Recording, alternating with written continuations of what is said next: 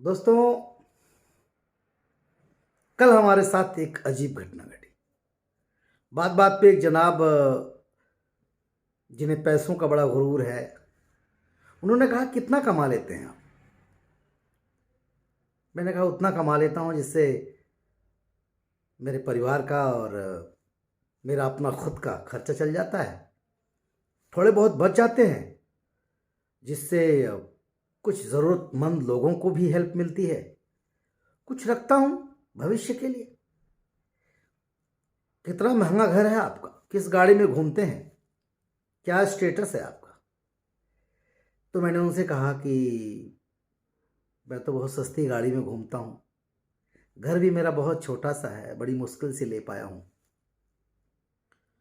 तो बोले यार फिर फिल्म लाइन में जाने से क्या फ़ायदा, मुझे देखो, मेरे पास तो ये कार है, BMW है, फलाना है, ढमकाना है, बिजनेसमैन ये करते करते, और मैं उनकी कार में बैठा और तभी टोल नाका पर जाके गाड़ी खड़ी हुई और टोल नाके वाले को वो पैसा नहीं देना चाह रहे थे।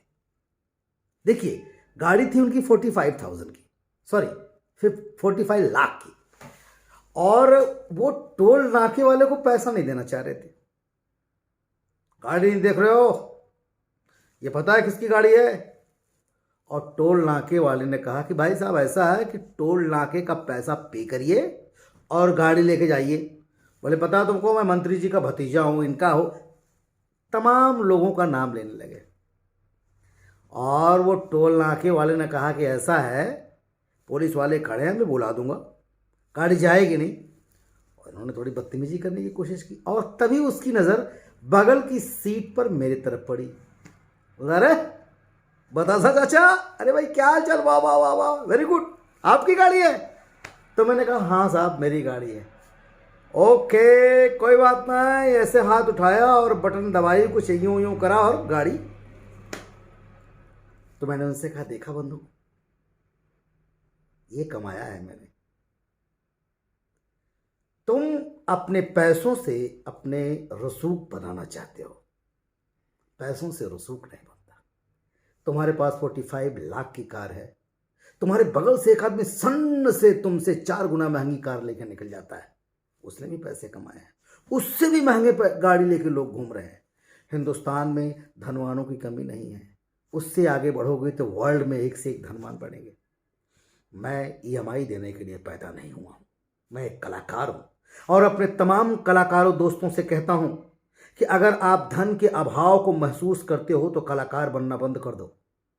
कलाकार को तो सिर्फ उतना ही रुपया चाहिए जिससे उसका घर का खर्चा, उसका परिवार खा ले, खुश रह ले, बस किसी से मांगने की जरूरत ना पड़े। और मांगना भी पड़े तो क्या फर्क पड़ता है, सुख दुख में अपनों से लेना देना तो चलता ही है और उसमें अपने को पहचान भी होती है। लेने तो धीरू भाई अंबानी भी उधार लेते हैं, सरकार से लेते हैं, बस यही फर्क पड़ता है। ठीक है, तो सौ की सीधी एक बात सिर्फ इतना ही कहना चाहूंगा